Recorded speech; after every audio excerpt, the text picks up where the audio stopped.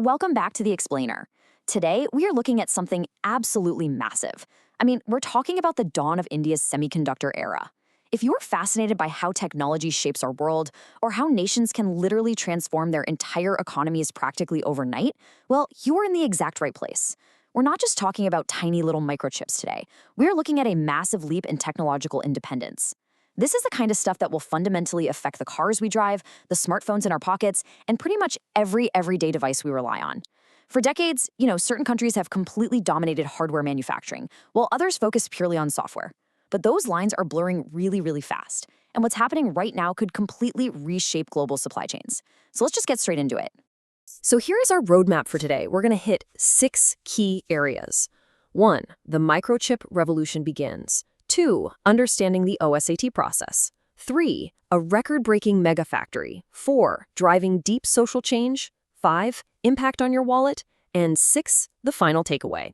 Let's dive in. Part 1. The microchip revolution begins. Okay, what if I told you that the highly complex electronic brain inside your next car, or maybe your electric scooter, was packaged by young women from rural tribal heartlands who were flown across the ocean just to master ultra-advanced molecular engineering? I know, right? It honestly sounds like an inspiring movie plot. But the incredible truth is, this is no longer fiction. It literally just became a historic reality, and it's completely flipping the script on who gets to build the future. Here's the deal. Prime Minister Narendra Modi has officially inaugurated a massive 7,500 crore rupee microchip mega factory in Sanand, Gujarat. Just to put that in perspective, that is roughly a $900 million investment, and it's aimed directly at localizing high-end technology. But honestly, here is the real kicker. This plant isn't just making basic tech components for domestic use. Nope. Out of the gate, it has already begun exporting advanced microchips straight to some of the most demanding tech markets on the planet. We're talking Japan, Europe, and the United States. Breaking into those specific markets is notoriously difficult because they have the strictest, most unforgiving quality standards in the world. So when a brand new facility can ship advanced tech to the US and Japan on day one, it proves they aren't just good enough for local use. They are instantly competing at the absolute highest global tier. Moving right along to Part 2, Understanding the OSAT process. Before we dig deeper into the story of this specific factory, we kind of need to get our baseline facts straight. The tech world loves its acronyms, so let's unpack a really important one. The Sanand facility is what's known as an OSAT plant. That stands for Outsourced Semiconductor Assembly and Test. See, when most people think about microchips, they usually picture lasers printing microscopic switches onto raw silicon disks called wafers. But when those wafers leave that first factory, they are incredibly, unbelievably fragile. A single microscopic speck of dust landing on them, boom, the circuitry is totally ruined. They're paper thin, they have no wires, no protective shells, and you definitely can't plug them into a circuit board yet. OSAT is the hyper-advanced protective packaging and quality testing phase. It takes that super fragile raw material and turns it into a durable, usable product that can actually survive the real world. Think about it like this. Imagine you run an elite, high-end chocolate factory. The fab, or the fabrication plan, is your raw chocolate kitchen. Your master chefs make the delicate, high-end chocolate blocks in a totally controlled environment.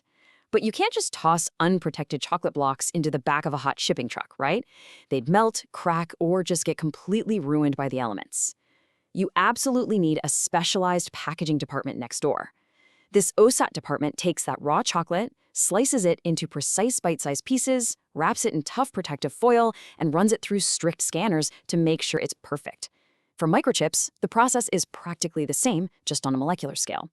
They precisely cut the delicate silicon, mount it into tough casings, attach tiny wires that connect the brain to the outside world, and then they literally stress test them under extreme heat and pressure. That guarantees they can sit inside a roaring hot car engine or a high-speed smartphone and just work flawlessly every single time. All right, Part 3, a record-breaking mega factory. Historically, India had virtually zero footprint in this high-tech packaging space. They relied entirely on imports. But the timeline of this new CG Semi project has just completely stunned international tech analysts. Get a load of this timeline. The groundbreaking ceremony was in March of 2024. In the world of industrial construction, building a state-of-the-art semiconductor facility usually takes anywhere from 4 to 5 agonizing years. And it takes that long because of the insane precision required. You can't just pour concrete like you're building a mall. You need highly specialized, vibration-proof foundations. If a heavy truck drives by outside a normal office, you don't even notice. But in a semiconductor plant, that tiny vibration could throw off microscopic lasers and ruin millions of dollars of product. You also have to build ultra-sterile clean rooms that are 10,000 times cleaner than a hospital operating room. But through a hyper-aggressive collaboration, this factory went from an empty plot of dirt to full commercial production in a mind-boggling 27 months. They totally bypassed the usual red tape and just crushed the industry standard. And you might be wondering, how on earth did they do it so fast? Well, it's all about a high-stakes partnership. This massive investment is a joint venture bringing together India's CG Power, Japan's Renesas Electronics Corporation, and Thailand's Stars Microelectronics. And this is a really big deal because Renesas is an absolute global titan in automotive electronics. Building a semiconductor industry from scratch is usually a brutally steep and expensive learning curve. But by teaming up with these established veterans, they didn't have to reinvent the wheel. They instantly got direct access to world-class Japanese manufacturing secrets, advanced quality control systems, and, maybe most importantly, a ready-to-go global customer base. The literal second the factory doors opened, they already had buyers lined up around the world. Let's look at part 4, driving deep social change. There is a human dimension to this high-speed industrial triumph that is honestly even more impressive than the tech itself. During the inauguration, IT Minister Ashwini Vaishnav said something really profound. He called the facility, quote, not just a technical achievement, but an absolute symbol of deep social change. Let that sink in for a second. We usually associate semiconductor plants with robots and sterile efficiency, not social transformation. So how does a microchip factory actually drive deep social change? Well, running a semiconductor cleanroom requires extreme discipline and incredible manual dexterity. So instead of just poaching established tech workers from major IT hubs like Bangalore or Mumbai, they did something totally different. They launched a very deliberate talent sourcing mission. First, they went deep into the tribal heartlands and rural districts, recruiting a massive batch of bright, ambitious young women from underprivileged communities. Next, they flew these young women all the way to Malaysia, placing them in elite semiconductor training institutes. Just imagine the culture shock. A new country, a new language, and diving headfirst into molecular engineering. But they tackled it head-on, mastering the exact skills needed to run a modern facility. And today, those same trailblazing women are back home. They are suited up in sterile hazmat suits, running multi-million-dollar robotics and literally leading India's deep tech future. In just a couple of years, they went from rural towns to becoming highly skilled deep tech engineers. It is just an incredible story. Which brings us to part 5, impact on your wallet. It's an inspiring story for sure. But zooming back out, we gotta ask the ultimate so what question. How does a high-tech plant in Gujarat actually affect your daily life, your job prospects, and your bank account? Well, it starts with this huge number.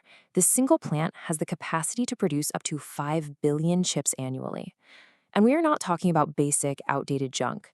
This place is rolling out the advanced packaging needed for the next generation of hardware. We're talking complex 5G networks, heavy industrial automation, the Internet of Things. These chips are going straight into smart city grids, your smart home gadgets, and the sophisticated sensors that keep modern cars safely on the road. When you're pumping out 5 billion highly advanced chips locally, the benefits for regular consumers are massive. Because they can source these electronic brains right at home, domestic car and electronics companies can drastically slash their manufacturing time. They don't have to pay crazy expensive import freight costs anymore, and even better, they avoid those unpredictable global shipping nightmares.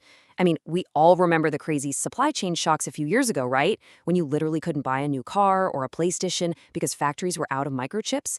Having local inventory completely insulates manufacturers from those global crises. So for you, the consumer, this translates directly to the showroom floor.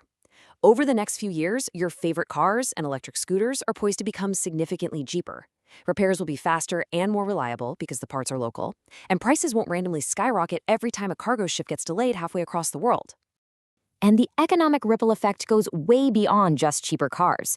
The broader electronics manufacturing sector has absolutely exploded over the last 4 years into a massive 13 lakh crore rupee industry. To put that in perspective for our global viewers, that is a staggering 155 billion US dollars.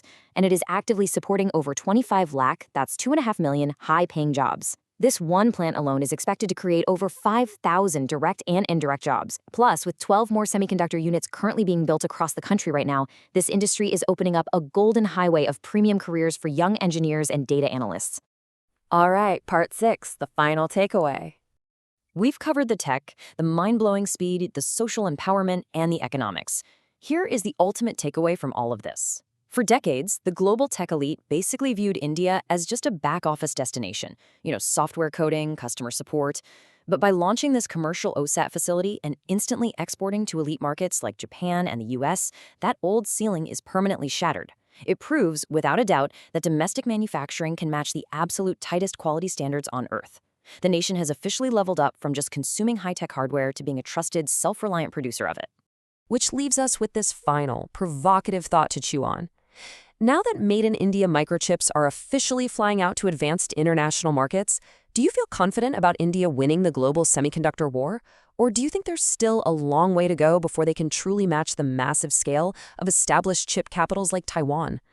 I really want to hear your thoughts on this, so jump down into the comments and let's debate it. Thank you so much for joining me today to unpack this explainer. Keep learning, keep exploring, and I will catch you in the next one.